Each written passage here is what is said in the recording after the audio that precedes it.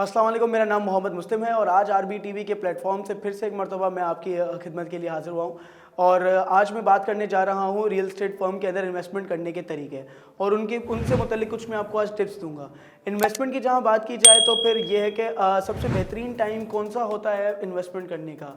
अगर हम time period की बात कर रहे हैं तो ईयर एंड का जो लास्ट मंथ होता है दिसंबर, this is the best time for investment in real estate firm because क्योंकि जो सबसे बड़ी मल्टीनेशनल कंपनीज होती हैं, बैंक्स वगैरह हो गए या छोटे मोटे जो भी बिजनेस सेक्टर्स होते हैं, उनके अंदर ईयर एंड क्लोजिंग चल रही होती है, तो वो उन सब सिनेरियोज़ के अंदर काफ़ी सारे लोग मसरूफ़ होते हैं और मसरूफियात की वजह से मार्केट बिल्कुल डाउन हो जाती है और लो मार्केट जब हो जाती है तो उस टाइम हमें इन्वेस्टमेंट करना चाहिए। और इसी तरह आज जो है दिसंबर का मंथ का एंड चलने ही वाला है और ये बिल्कुल बेस्ट टाइम है इन्वेस्टमेंट करने का। जैसे ही ईयर एंड खत्म हो जाता है और न्यू ईयर की आमद हो जाती है तो फिर first quarter of the new year market बिल्कुल बूम कर रही होती है। जनवरी, फरवरी, मार्च, ये 3 जो मंथ्स होते हैं ईयर स्टार्ट के,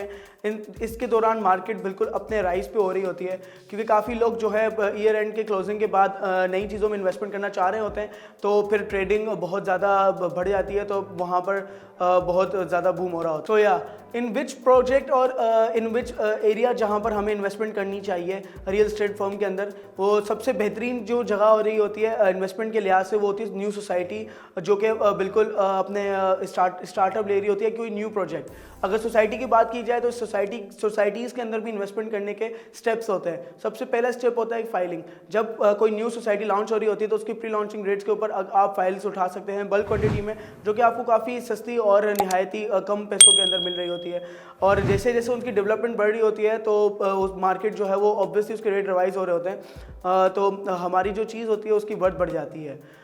अगर हम प्लॉट्स वगैरह कोई परचेज़ करते हैं, अगर मिसाल के तौर पे आज हमने एक प्लॉट परचेज़ कर लिया, तो जैसे ही हम उसको प्री लॉन्चिंग पे परचेज़ करते हैं उसकी इंस्टॉलमेंट भर रहे होते हैं, जैसे ही हमें पोजीशन मिल जाती है तो ऑब्वियसली उसकी जो है वो वर्थ बहुत ज़्यादा ही बूम कर रही होती है, तो फिर हम एक अच्छे मार्कअप से वहाँ से ले सकते हैं। रिटर्न ऑन इन्वेस्टमेंट हम इससे कह सकते हैं कि बहुत अच्छा हमें मिल जाता है। अगर हम न्यू प्रोजेक्ट की बात करें कि किसी अपार्टमेंट्स के प्रोजेक्ट में आप अगर इन्वेस्टमेंट करने के बारे में सोच रहे हैं, तो जब भी हम अपार्टमेंट्स में इन्वेस्टमेंट करें तो आपको ये चाहिए कि आप बिल्कुल न्यू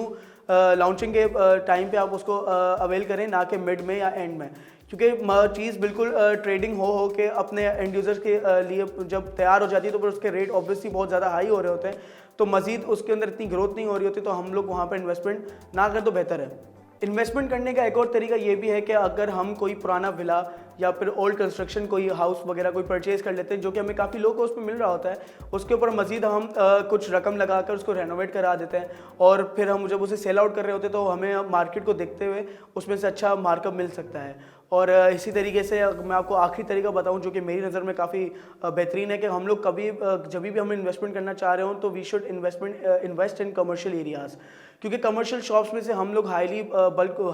रेंटल इनकम हम गेन कर सकते हैं। और उसके अलावा कमर्शियल जो चीज़ें होती हैं उनके रेट्स रिगार्डिंग रेजिडेंशियल काफ़ी मुख्तलिफ और ऊपर हो रहे होते हैं। और मैं अपनी बात को मुख्तसर करता चलूँ, अगर आप कहीं पर अभी इन्वेस्टमेंट करने का सोच रहे हैं या कहीं आप इन्वेस्टमेंट करने जा रहे हैं, तो सबसे पहले जो चीज़ आपको देखनी है कि जहाँ पर भी आप इन्वेस्टमेंट कर रहे हैं क्या वो जगह सिक्योर है, उसके डॉक्यूमेंटेशंस अप्रूव्ड हैं, क्लियर हैं, एनओसीज उनकी सारी मौजूद हैं या नहीं है, और अगर ये सब चीज़ें वहाँ पर मौजूद है तो वहाँ पर आपको रिटर्न कितने टाइम पीरियड में और कितना मिल सकता है, प्रॉफिट आप वहाँ पर कितना गेन कर सकते हैं। ज़रूरी नहीं है कि सिर्फ आपको प्रॉफिट मिले, टाइम मैटर्स। तो सबसे बेहतरीन ये है कि अगर आप ये भी देखें अपनी इन्वेस्टमेंट के साथ कि आपको कितने टाइम में वहाँ पर कितना प्रॉफिट मिल रहा है, तो वहाँ पर आप you should gather there. This is the time till month end because new year will get a revolution in real estate market. मज़ीद मालूमात के लिए और जितनी भी आज मैंने आपसे गुफ्तगू की यहाँ पर उससे रिलेटेड कुछ भी अगर आपको जानना है तो स्क्रीन पर दिए गए आप नंबर्स पर रब्ता करें। मेरा नाम मोहम्मद मुस्लिम, मिलते हैं अगली वीडियो में। अल्लाह हाफ़िज़।